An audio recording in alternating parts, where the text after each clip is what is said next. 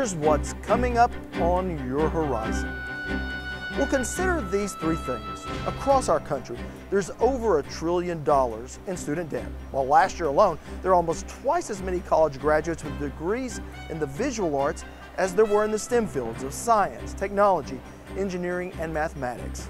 Meanwhile, industry has 3 million good U.S. jobs that can't be filled because of the lack of skilled applicants. We've developed a serious disconnect in this country between what students are studying and the reality of the workplace. It's been called a skills gap, and it's in that gap between blue and white collar jobs that some of the best careers can be found. Today, we're going to meet some students of an organization that's trying to fill that skills gap called Skills USA. Stay with us for Oklahoma Horizon. Oklahoma Horizon is made possible by the Oklahoma Department of Career and Technology Education. Oklahoma's investment in career tech provides more than nationally recognized technology education and training. It produces solid financial returns for the state's economic future. Oklahoma Career Tech, elevating our economy. And the Oklahoma Department of Agriculture, Food, and Forestry, helping good people grow good things. And now, here's your host, Rob McClendon. Hello everyone, I'm Rob McClendon. Thanks so much for joining us here on Horizon. Well, as you can tell, we are out of the studio today and at the Tulsa Convention Center for a statewide competition called Skills USA, a 3-day event that lets students from around the state put their skills to the test. It's the sound of success and the look of jobs of today and tomorrow. Members of Skills USA compete each year in contests that cover the spectrum: automotive, aviation, building, broadcast, carpentry, and cosmetology. And that's just 3 letters into the alphabet. And while each of these skills contests are different, there is a commonality. They're skilled labor, and currently there are more jobs than the people to fill them. Oh, God. As the host of Discovery Channel's Dirty Jobs, Mike Rowe's used to getting his hands dirty. The minute that show started, I went on an odyssey of sorts. And for 10 years, I met 300 different jobs, met hundreds of different people in all vocations, and sort of got a re-education about what work really was. I do believe in. And today touts the benefits of skilled labor to anyone who'll listen. From around the TV dial to testifying before Congress, Rowe's message is a simple one. America is Profoundly disconnected. Which just happens to be the title of his new book. I think the country is disconnected from that part of the workforce that keeps the lights on. The second guy I described. Speaking at Skills USA's national convention, Rowe told the members, while they may get it, not everyone does. Are out there, and they don't understand the value that you bring to the table. But right now, their biggest obstacle is getting through to parents, guidance counselors, and ultimately kids that a career in the skilled trades is something more than a vocational consolation prize. That's the perception. They're fighting the perception that entire industries are somehow subordinate to a 4-year degree. And I think a lot of people believe that the best education comes with a diploma. I don't believe that. I believe that you can get a fine education in any number of colleges, but you can also get fine training in any number of colleges too, for a whole lot less. I didn't study anything in college that ultimately led to what I'm doing. I was wrong about every choice I made, but in community college, I was wrong at $26 a credit. I can afford to be wrong. You send a kid out in the world with $60,000, $70,000 in debt with a degree in medieval studies or poli-sci or art history, but it's really, really hard for people to retool when they're 6 figures in debt and educated for a job that doesn't exist. We'll go into most any career tech classroom and you cannot help but be impressed by the investment made to give these students the most up-to-date training. And while that certainly will help them find a job, in some instances, it could even help save a student's life. Joining me now is our Elisa Hines. Rob, I'm here at the Criminal Justice Competition at Skills USA, where students are showing judges that they have what it takes to be a law enforcement officer by performing various police duties that can be highly stressful. And when a police situation is at its most stressful, that's when officer training automatically takes over. Earlier, I visited a program at Mid-America Tech Center where a new video training simulator is helping make that instinctual reaction even more solid. I will kill her before I let them. Excuse me? This is my baby. Can we just calm down for a second? I earned her. Abigail Wilson is learning firsthand how to deal with dangerous police situations. Kill her before I let them. Miss, I'm gonna need you to calm down. Don't come any closer. I swear I'll kill her. Don't come any closer. Only without the danger. Headshot.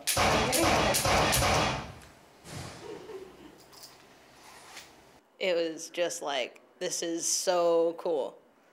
Like, it was just, like, there wasn't really, like, words to describe it, not like, I don't know. It was just so cool. Abigail is using the Milo Range interactive training simulator that her instructor David Graham says uses real-life scenarios. They make the officer decide within seconds if he has to use lethal force or non-lethal force. We'll go through the scenario, and the scenario is just they stand there, everything's holstered, and it'll tell you up on the screen, or I'll brief you from the computer what your scenario is. And we have tons of scenarios on there. There's over 500 scenarios on that program. Come over here. Which can be updated every 6 months. Let me see your hands. Anything from traffic stops, domestic violences, which is what we deal with out here a lot. Once it starts, you just go through it. The camera view is what you're seeing, and you may be there with several other officers, or maybe one, or maybe by yourself, but you're seeing what the camera sees. Highly, highly beneficial. And an added advantage, no ammo, which makes the simulator very cost-effective, and at the same time gives the students more time to practice their skills. Person's awful jumpy in the passenger seat. Before Milo, we really didn't have any firearms training. I was able to take my students out one time per year at the end of the year, just my second years only, because this is a 2-year program. And me and some of my SWAT guys would go out and let them shoot our weapons at the firing range, very controlled. But we use this once a week, every Friday. It's not just for the shooting and non-shoot. I can have them come in and watch a scenario, and they have to go do a police report on it, so they get tons of training on it. That's a good kill shot. Training that students like Abigail really like. The students love it. Obviously, they think it's a big video game, but it's very realistic, and we treat it like a shooting range. And Abigail is able to take what she's learning on Milo and apply that knowledge at the state Skills USA competition. We do traffic stops, fingerprint lifting, job interview, a domestic situation, write a report over the domestic situation. I'm the only girl competing from our class in criminal justice, so it's kind of a guy's world, and it's pretty difficult sometimes, being called like Cadet Kelly, Barbie, Army Barbie, whatever. But it's a lot of fun, and if you're a girl, come on out. Like, you'll love it, I promise you. Simulating real-life situations that students like Abigail may face in their law enforcement career. So, Elisa, what exactly does Milo stand for?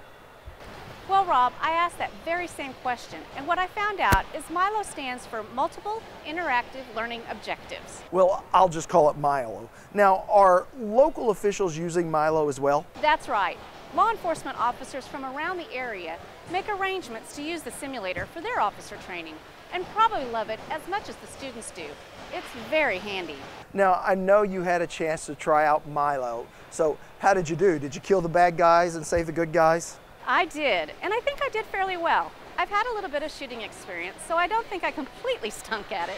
So, Elise, how many students are competing in this year's competition? Well, Rob, organizers tell us there are 38 students competing this year, many of which hope to someday have a career in law enforcement. All right, thank you so much, Elisa. You're welcome, Rob. Now, when we return to the 49th Annual Skills USA State Leadership and Skills Championship here in Tulsa, Oklahoma, we'll take you behind the scenes to get a first-hand look at some more pretty cool stuff. You're watching Oklahoma Horizon, featuring some of the good things that are happening in the great state of Oklahoma. Well, look around you. Odds are the building you're in was built at least in part by a mason. In fact, the employment outlook for masons is projected to grow by over 30% in the next 10 years, a career that some of the people competing here today hope to build upon. First a little mud, now add a brick, then level it out. It's what Aida Carrillo really likes to do. I love it. It's fantastic. Laying the brick, laying the block, that's my favorite part. Today, Aida is competing against the boys in a contest not of strength, but of finesse. And the boys had better watch out. It's fantastic. I'm not trying to be cocky or full of myself, but I'm good at it, and just showing these guys that they can be beat by a girl is just, it makes me feel great. According to masonry instructor Jeff Dunn, the contest is very close to what the contestants will be doing in industry. They have to lay bricks, and they have to lay blocks. They have to keep them straight, the right dimensions, the right height. They have to plumb it, level it, straighten it, square it, and they have to be neat. It has to look good. And for a girl, making it look good is just second nature. We pay more attention to the detail. We have a lighter touch. Now Jeff says that kind of ability is a must. It's high demand, but it requires high skill. You don't want somebody to brick your house that is not skilled. It's not like you can paint over it or pull the nails out and redo it. So it's got to be done right. It's not a do-it-yourself thing. I mean, you can only learn so much, you know, on TV and all that stuff. Last year, Aida didn't win, but this year is a different story. And we had 4 hours to do it. I got done this year. I'm a second year in masonry. Last year I won second place, but I had a little more than 80% done on the project. Obviously, I sped up a lot. A woman working in a man's field and loving every minute of it. Well, joining me now to talk more about some of the opportunities that can be found in the skills trades is Bailey Henry, a National Skills USA officer that just happens to be from Owasso, Oklahoma. So this is truly a student-led organization. It really is. The students here have taken so much initiative to be prepared for their competitions and really strive to put the next step into their future careers and really take hold of what's the opportunities that they have to grow and practice now before they get out into the workplace. Now, just looking around the convention center, it seems like there's a lot of industry here as well. Industry, business and industry involvement is huge, and we really wouldn't be able to put something like this on without them. They support us in so many ways, and really they give us the technical standards for a lot of the competitions so that the students know what industry is already looking for so that we can be prepared to enter into the workforce and really help to build America and help our students to succeed. And they really are the driving force to help support us. Yeah, and the students that are involved in Skills USA actually come out with some type of certification typically where they can get a job. Yeah, their classroom experience mixed with Skills USA really helps them to go ahead and be able to achieve that certification from all the practice that they have with their competitions and then getting to have those interview skills and those soft skills that you really need to get those certifications. So Bailey, from your own personal experience, what have you learned? Skills USA has taught me so many things through the past years, but it's really helped me open up and grow into the future leader that I know I can be in my industry and wherever my job and career will take me. It's really given me the skills that I need to just further my career and be prepared. Well, Bailey, all the very best to you. Thank you so much. Thank you. We'll go into most any manufacturing facility these days, and you might just be surprised. Today's manufacturing jobs are often highly skilled and highly technical. $1-million equipment that makes the things that make our world run. Joining me now from around the corner here at the Skills USA competition is our Andy Barth. Well, Rob, I'm here at the Mechatronics competition where students are incorporating technology into the manufacturing industry. Now, Mechatronics combines various types of engineering like mechanical, electronic, computer and software engineering in order to produce efficient and useful products. Earlier, I visited one program to see just how it all works. It's becoming a robotic industry. Machines performing tasks with precision and accuracy. Meticulous instruments that need meticulous operators. And that's where mechatronics programs like at Southern Oklahoma Technology Center come in. In our world today also, machines are not just mechanical or just electrical. That's a combination of all the types. Go down to your... Jim Lawson is an instructor in Southern Tech's Mechatronics program, a program that works to meet the needs of the manufacturing trade. And go down. The industries work with us, and they are telling us all the time that they need highly skilled, trainable professionals. Professionals that are known as automated systems technicians, someone who can do it all.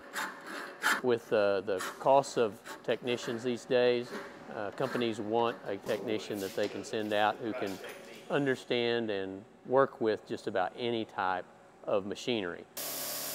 And it's a demand that Southern Tech Superintendent David Powell says is vital to keep the local economy thriving. It's very important to attract businesses. It's also very, very vital to keep the local businesses that we have here. And according to Powell, more manufacturing means more dollars. Manufacturing, simply put, just brings in money. There's all kinds of research that shows that manufacturing is the hub of the economy, and most things branch out from that. Manufacturing is a big push these days to get that manufacturing going again in the United States. Those jobs are there. And for job-hopeful student Newman Hoban, working with his hands is right up his alley. So let's go up to... The hands-on part's a lot of fun. For most people, everybody thinks it's just programming and computer work, but it's not. You can get your hands on something like programming or robotics and machinery. This is a hands-on program. We spend some time in theory, but we do a lot of lab work, and we'll do our theory while we're doing the project. Projects that are deeply rooted in STEM. There you go. Mechatronics is a combination of science, technology, engineering, and math. It uses all the different facets. Certainly really need to have good math skills as a core. That's pretty much where we start. Well, now this contest is broken up into 6 parts. The student takes 2 tests prior to arriving here at the convention, and once here, students design and construct a work cell to perform a specific job. They then must troubleshoot 2 pre-configured work cells to locate specific faults. Students then move on to the alignment portion, where they perform typical alignments of things like sprockets and chains. They wrap up the competition with an oral interview where they answer questions about various scenarios. Rob? So Andy, it seems that these students are really put through a whole lot when they come to these contests. Rob, it is a very realistic contest. They really stress high quality here, and in the real world, mistakes cost money. So if a student accidentally breaks a component, not only will they not receive a new one, but they face possible disqualifications for unsafe practices. All right, thank you so much, Andy. You're welcome, Rob. Want to share something you've seen here today? Well, all of our episodes are streaming on our YouTube channel at Oklahoma Horizon TV, or you can subscribe to our weekly free podcasts on iTunes. Well, joining me now are 2 state officers for Oklahoma Skills USA, Ralph Edwards and Justin Henley. Well, first of all, gentlemen, I want to know what you're studying. Ralph? Okay, I study broadcast sound engineering. And I'm in welding and metal fabrication. Okay, those are 2 different career paths, but they're both involved in Skills USA. Yes, yes. Skills is a very vast organization as far as the career paths it covers. We have, cosmetology students, welders, drafting, even lawnmower turning radius. I mean, we've have over many hundreds of competitions. So it's a pretty wide range of variety as far as the industry goes. Well, a final question for you gentlemen. What would you say to the young person, or maybe even the parent or the grandparent that might have a young person, why would they get involved with Skills USA?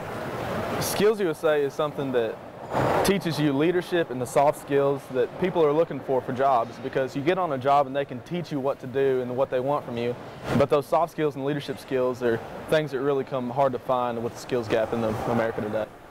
I would say it's an opportunity for growth. It's an opportunity to find your passion, the things you're passionate about.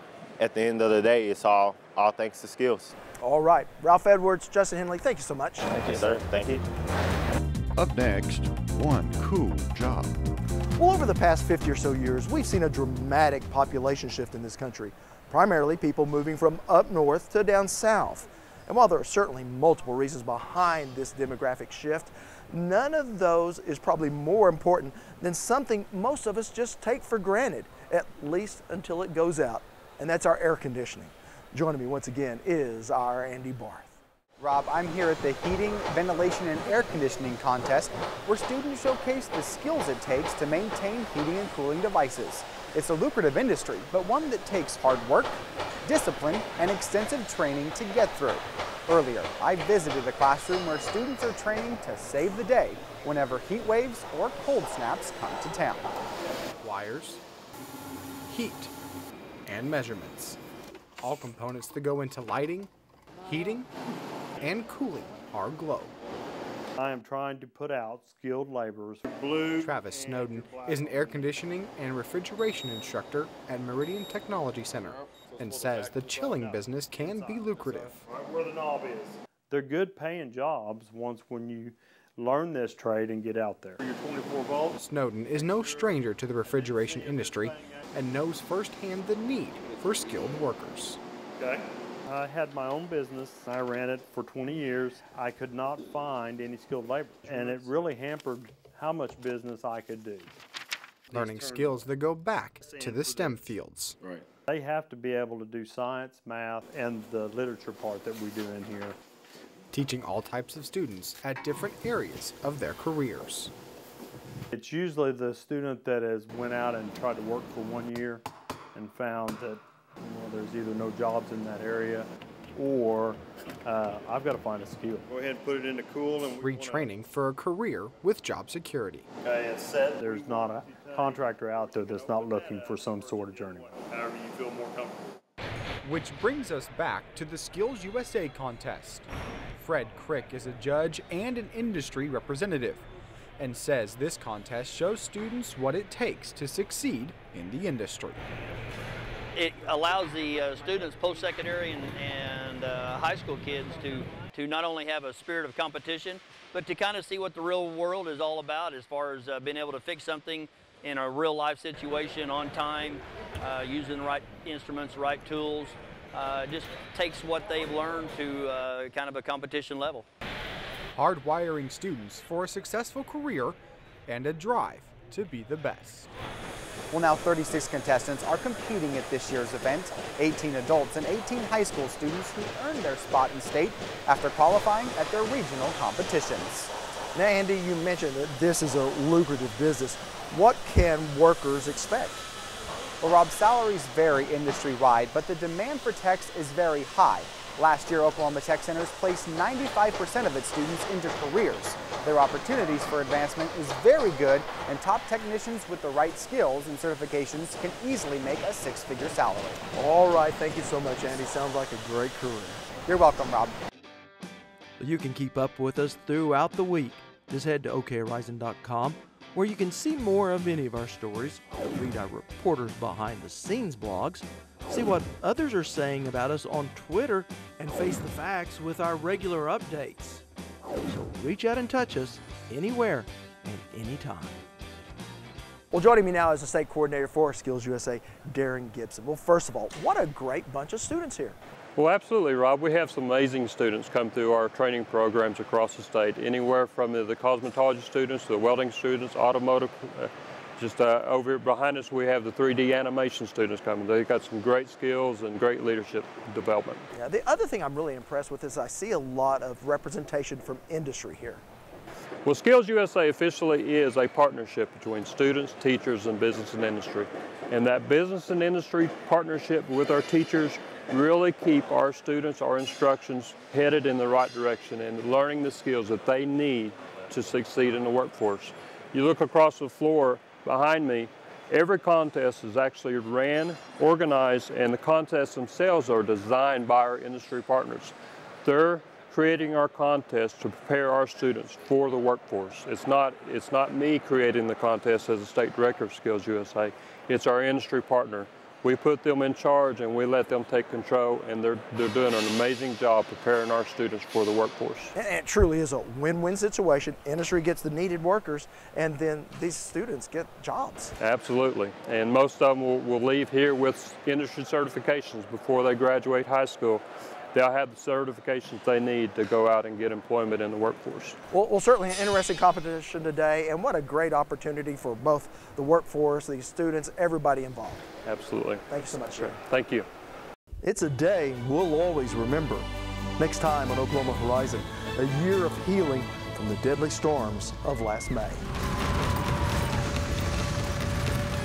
I've seen tornadoes that big, and I know what size of a tornado that people start dying in, and this was it.